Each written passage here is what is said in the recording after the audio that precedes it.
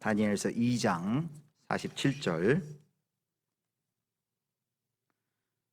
찾으셨으면 한 목소리로 함께 읽겠습니다. 시작. 왕이 대답하여 다니엘에게 이르되 너희 하나님은 참으로 모든 신들의 신이시요 모든 왕의 주제시로다.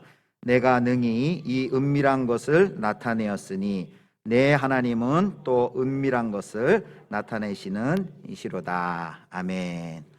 오늘 내가 만든 신 5번째 시간 권력입니다. 연준환 목사님 말씀 전하실 때 많은 은혜 받으시기 바랍니다.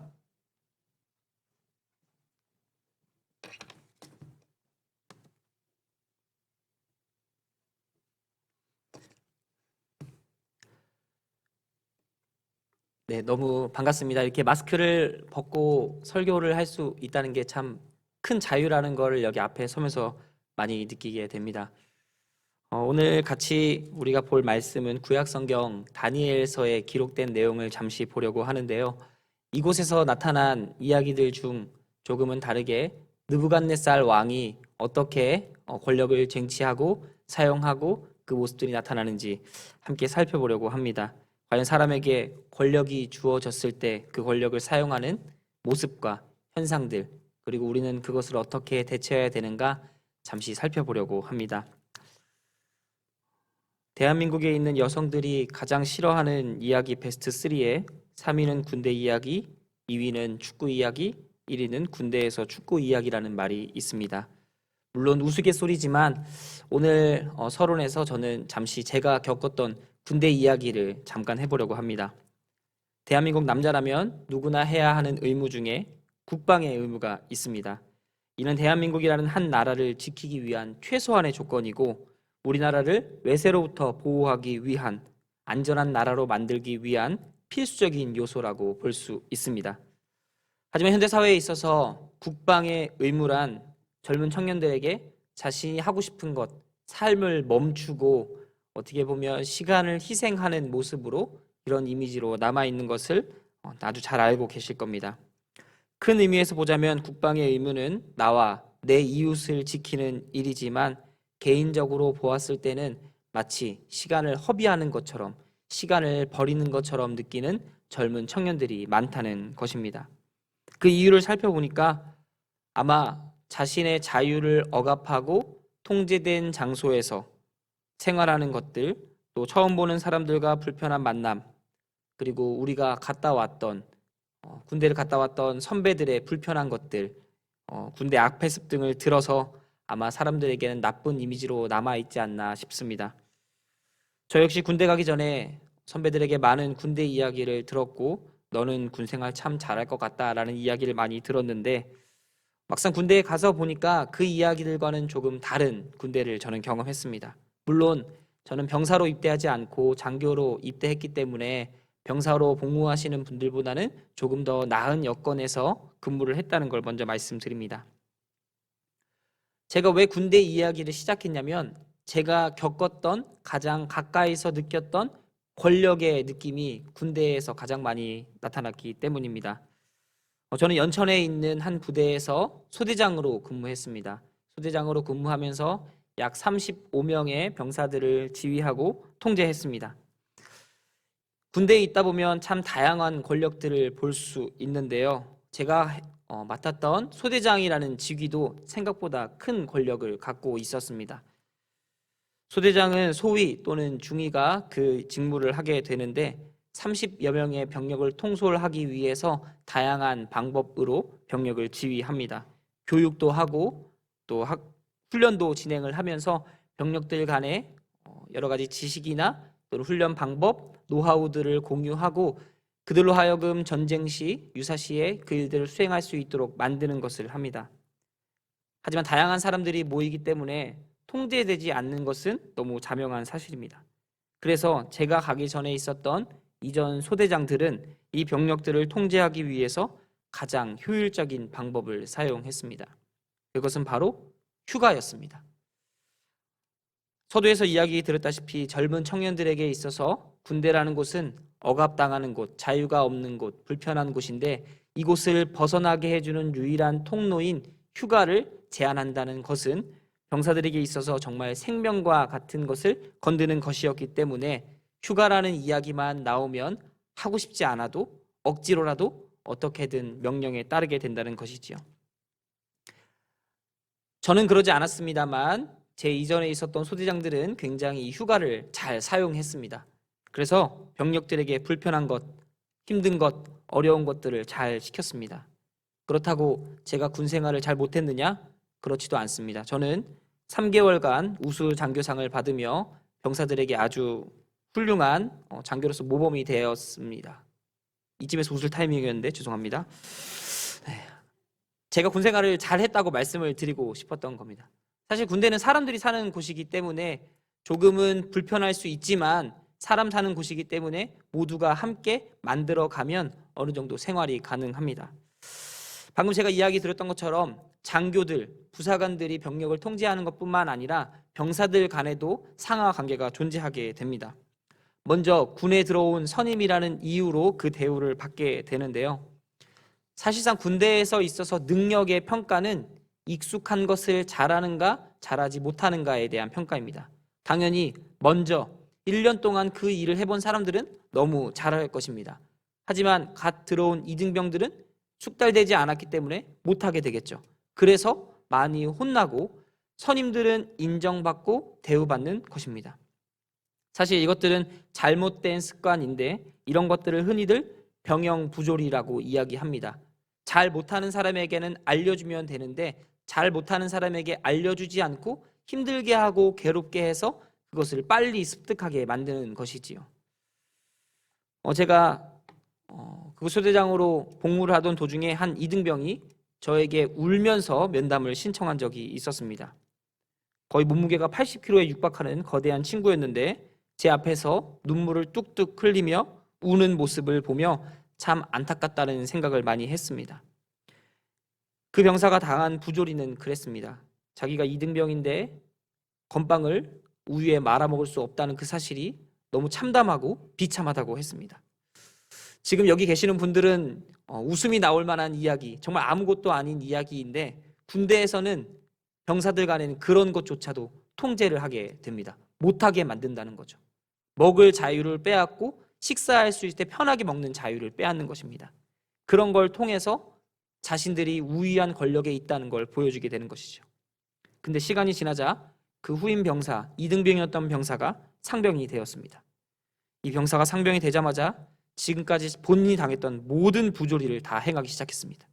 이등병들에게 다 괴롭히고 못 먹게 하고 청소시키고 빨래시키고 이런 모습들이 발견된 것이지요. 저는 이 병사를 불러서 물어봤습니다. 너가 이등병이었을 때 당했던 것 기억 못하고 왜 이등병 아이들에게 힘들게 하느냐 물어보니까 그 친구의 이야기가 가관이었습니다. 자신이 당한 만큼 돌려주고 싶다. 그리고 그 선임들이 누렸던 것 본인도 똑같이 누리고 싶다라는 대답을 들었습니다.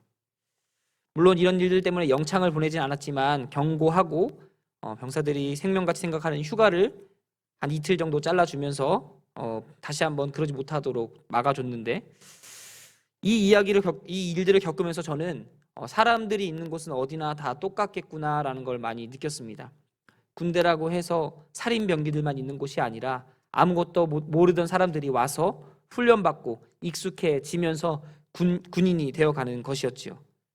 그리고 그곳만의 독특한 사회 체계 속에서 사람들은 권력을 잡으려고 했고 그것이 선임 또는 장교라는 모습으로 자유를 억압하고 그들을 괴롭히는 모습이 나타난다는 것을 보게 되었습니다. 군대에도 동일하게 권력이 있었습니다.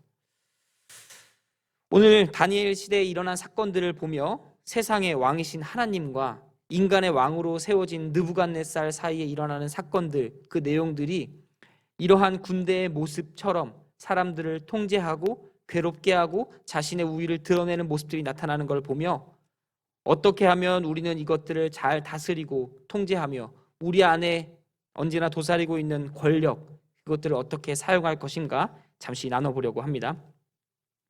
먼저 권력은 하나님 안에서만 완전하다는 사실을 우리는 인정해야 합니다. 그리고 하나님 안에 없는 불완전한 권력은 언제나 불안함이 동반한다는 것도 잊어서는 안 됩니다. 바벨론이라는 거대한 이 국가는 역사에 2번 등장한다고 합니다.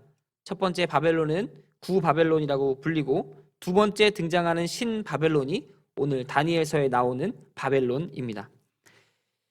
이 바벨론은 느부갓네살 왕 때에 가장 큰 전성기를 누렸다고 하는데 이 어떤 모습들이 보여졌냐면 그 당시에 강대국이었던 아수르를 바벨론이 물리칩니다.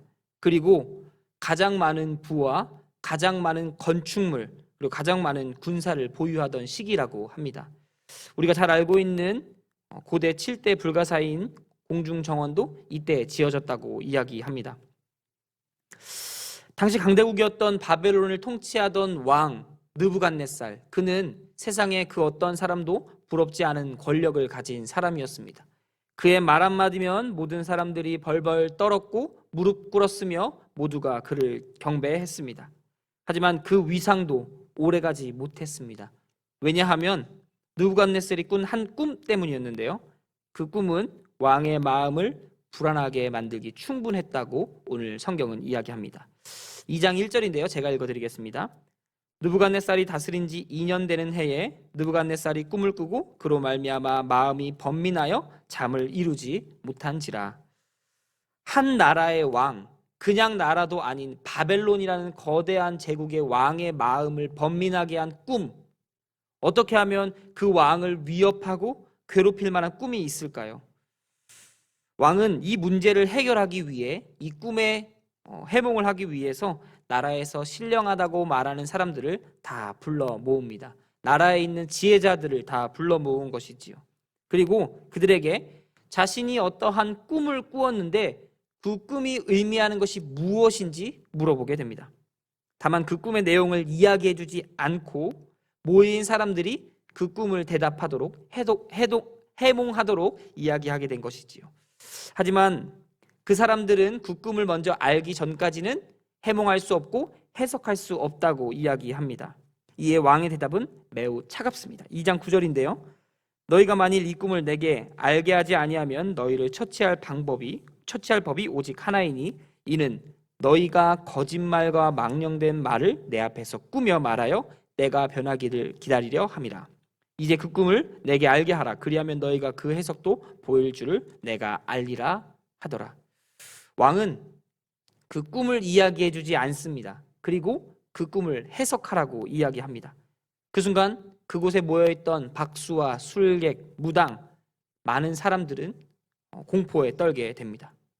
왜냐하면 왕에게 거짓말을 할 사람이 아무도 없다는 것을 안 느부갓네살은 그들이 진정 신령한 사람이라면 그 꿈까지도 알 것이라고 생각했기 때문입니다. 아마 그곳에 그것을 대답할 수 있는 사람이 없다는 것을 느부갓네살도 어느 정도는 짐작하고 있었을 것입니다. 하지만 혹시 모를 것에 대비해 사람들을 부르고 대답을 물었던 것이지요. 하지만 자칭 신령한 자들이라고 말하는 무당과 술객, 박수들은 너무 실망스럽기 그지없었습니다. 2장 10절과 11절에 이렇게 기록되어 있는데요.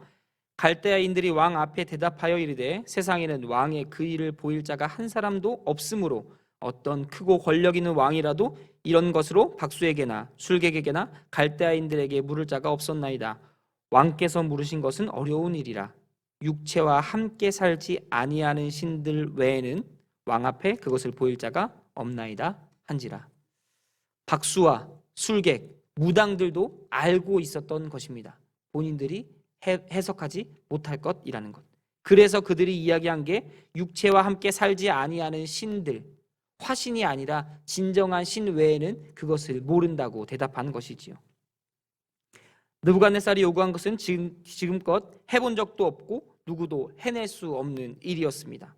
평생 다른 사람의 앞날을 점쳐주며 살던 박수와 술객, 점쟁이들도 할 수 없는 일이었던 것입니다. 왜냐하면 이 모든 것은 하나님께서 은밀하게 느부갓네살에게만 보여주신 꿈이었기 때문입니다. 이는 사람의 영역이 아니라 하나님의 영역이었습니다. 이에 분노한 왕은 자신들에게 왔던 모든 사람들과 바벨론의 지혜자들을 죽이라고 명령합니다. 겨우 꿈 하나 해석하지 못한 것 때문에 바벨론에 있는 수십만의 지혜자들이 죽게 된 것이지요. 저는 이거 생각하며 너무한 처사라고 생각하는 반면 왕에게 얼마나 큰 번민과 위협이 되었으면 모든 박수와 술객들을 죽이라고 말할 정도로 큰 일이었나 고민하게 되었습니다. 이 일들은 결국 지혜자라고 불리던 다니엘과 세 친구에게도 미치게 됩니다. 그들은 이 이야기를 듣고 느부갓네살에게 대답을 해주겠다고 이야기하며 시간을 달라고 이야기합니다.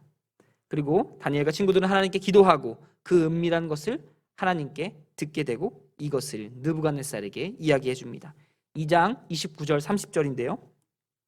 왕이여, 왕이 침상에서 장래일을 생각하실 때 은밀한 것을 나타내시는 이가 장래일을 왕에게 알게 하셨사오며 내게 이 은밀한 것을 나타내심은 내 지혜가 모든 사람보다 낫기 때문이 아니라 오직 그 해석을 왕에게 알려서 왕의 마음으로 생각하던 것을 왕에게 알려주려 하심이니이다.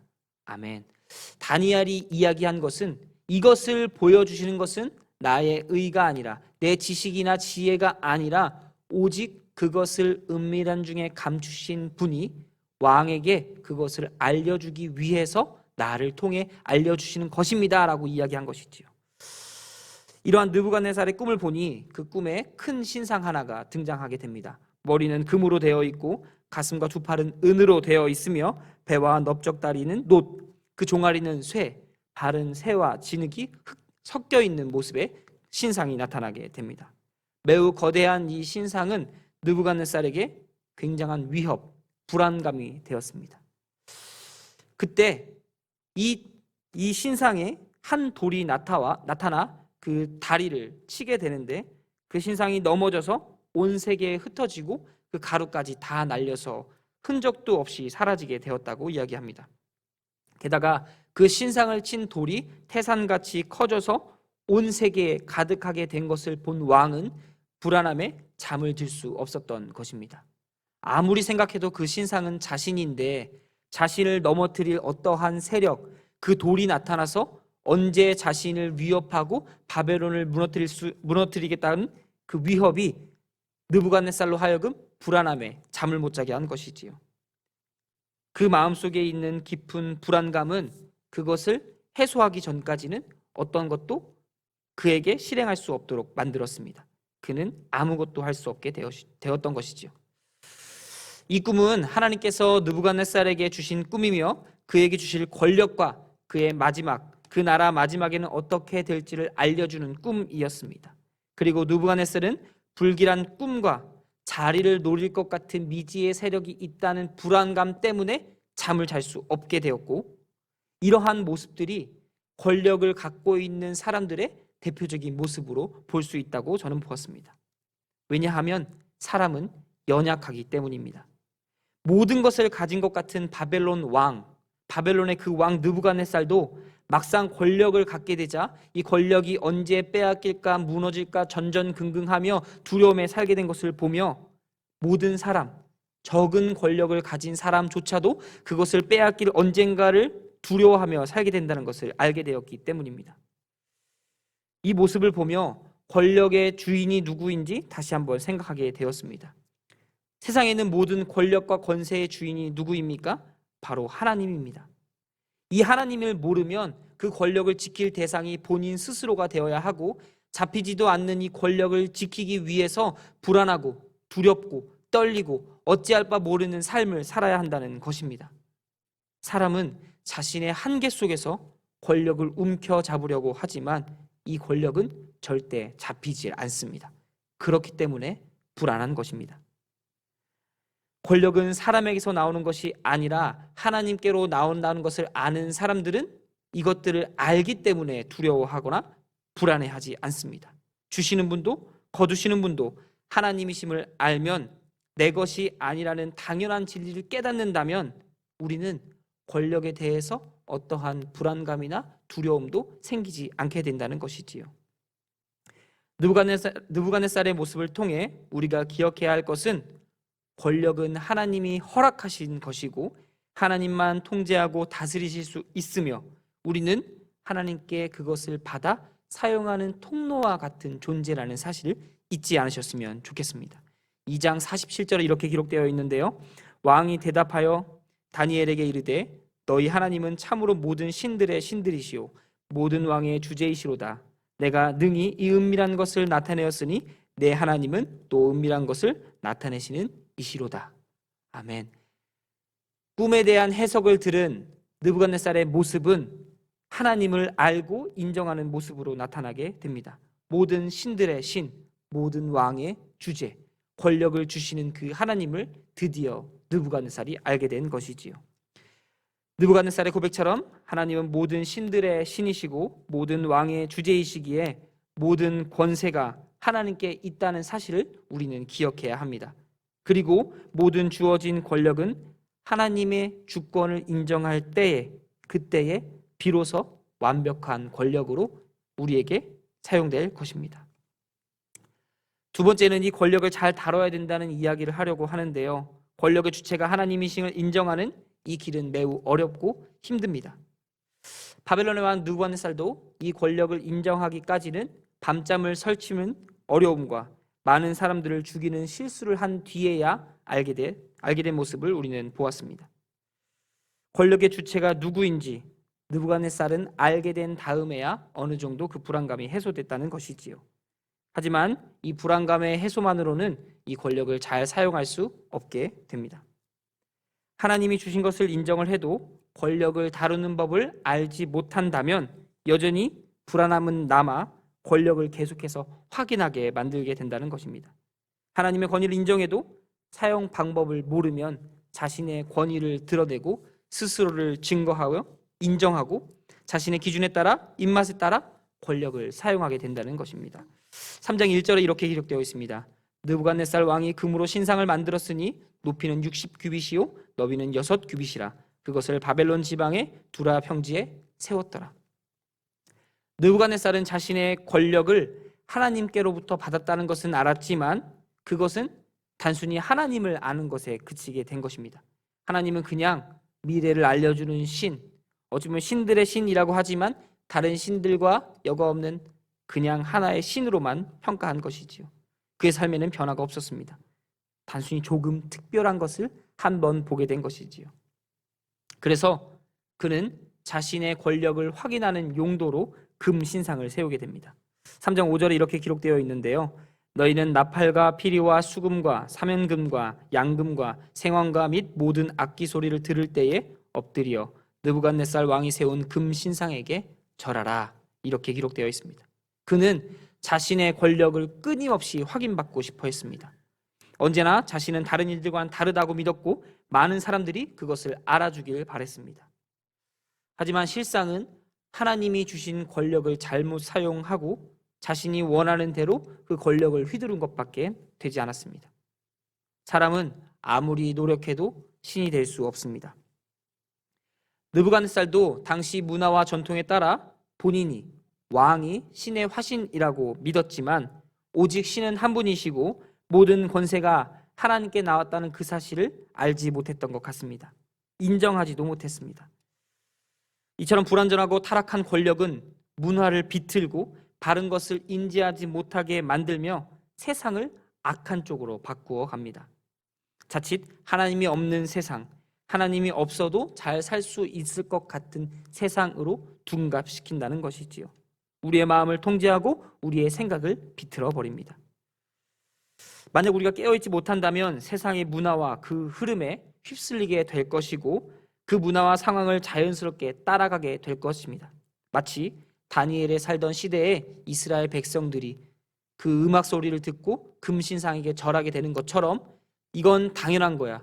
문화니까 그냥 남들도 하니까 하면 돼라고 인정하게 되는 것이지요. 그럼에도 이런 위협과 어려움 속에서도 하나님에 대한 신뢰를 놓지 않고 지속적으로 따르는 사람들이 있었습니다. 하나님을 부인하지 않고 그 어떤 위협도 두려워하지 않던 사람들이 있었다는 것이지요. 3장 20절, 21절에 이렇게 기록되어 있습니다. 군대 용사 중 몇 사람에게 명령하여 사드락과 메삭과 아벳느고를 결박하여 극렬히 타는 풀무불 가운데에 던지라 하니라. 그러자 그 사람들의 겉옷과 속옷과 모자와 다른 옷을 입은 채 결박하여 맹렬히 타는 풀무불 가운데에 던졌더라. 맞습니다.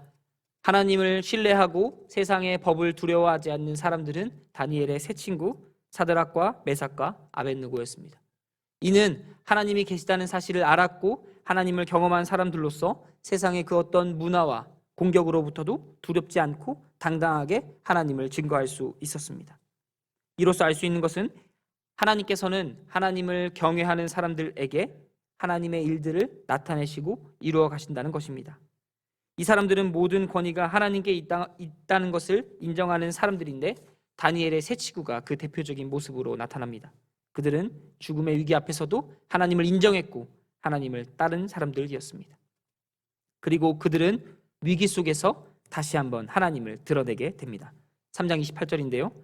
느부갓네살이 말하여 이르되 사드락과 메삭과 아벳느고의 하나님을 찬송할지로다. 그가 그의 천사를 보내사 자기를 의뢰하고 그의 몸을 바쳐 왕의 명령을 거역하고 그 하나님 밖에는 다른 신을 섬기지 아니하며 그에게 절하지 아니한 종들을 구원하셨도다. 이 모습을 통해서 알 수 있는 것은 하나님께서는 그들을 지키심과 동시에 모든 만민의 사람들에게 하나님을 드러내신다는 것입니다. 하나님께서 택하신 자들을 통해서 하나님께서는 본인을 드러내시고 믿지 않는 자들에게 하나님을 알려주십니다. 그러나 교만한 자들은 모든 것을 빼앗으려 하며 하나님의 사람들을 괴롭히고 억압하려 합니다. 이런 상황 속에서 하나님께서는 다니엘과 그 세 친구처럼 그들을 사용하셔서 모든 것들을 물리치시고 위기 속으로부터 건져내십니다. 하나님이 주신 권력은 오직 하나님을 위해서만 사용돼야 합니다. 또한 사람의 욕심으로 잘못 사용된 권력들도 결국 하나님이 원하는 결과들로 집결됩니다. 다만 그 결과에 대한 대가가 그 사용한 사람에게 있다는 것만 잊지 않으시면 됩니다.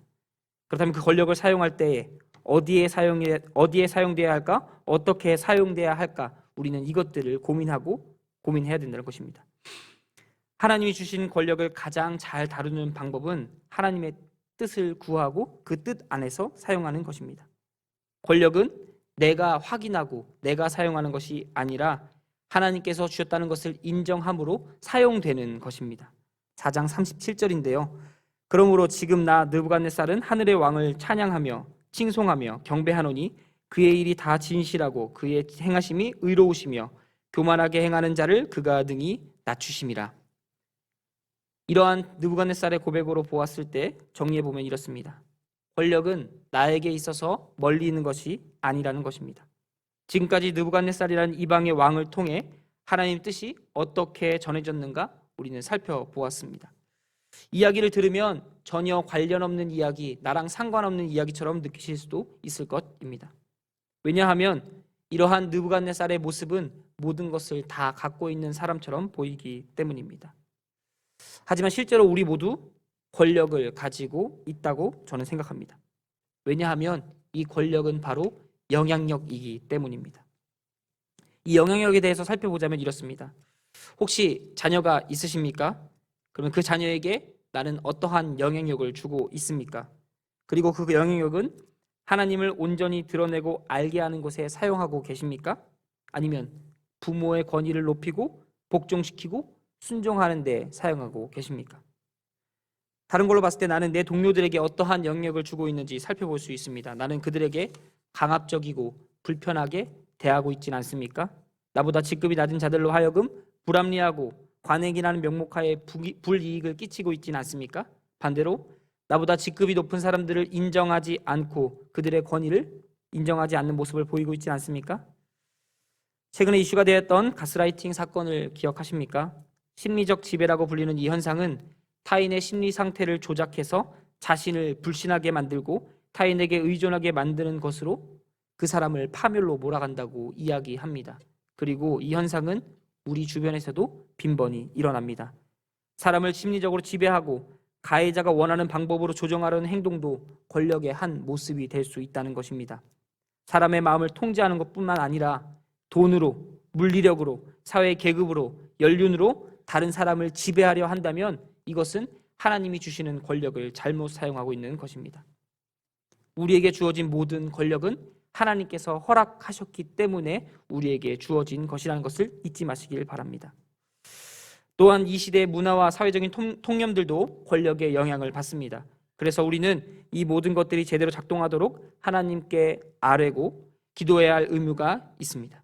사람을 조종하고 갈등하게 만들며 경쟁과 도태로 물든 이 사회가 아닌 모두가 사랑하고 서로를 감싸고 용서하는 사회가 되도록 그들이 권세자들이 잘 통치할 수 있도록 기도해야 한다는 것입니다. 사회적 권위를 하나님이 주심을 인정하고 알되 악함에는 결단하고 하나님께 나와 아뢰는 모든 성도님들이 되시길 바랍니다. 말씀을 정리합니다. 사랑하는 성도 여러분, 우리는 수많은 유혹 속에서 살아갑니다.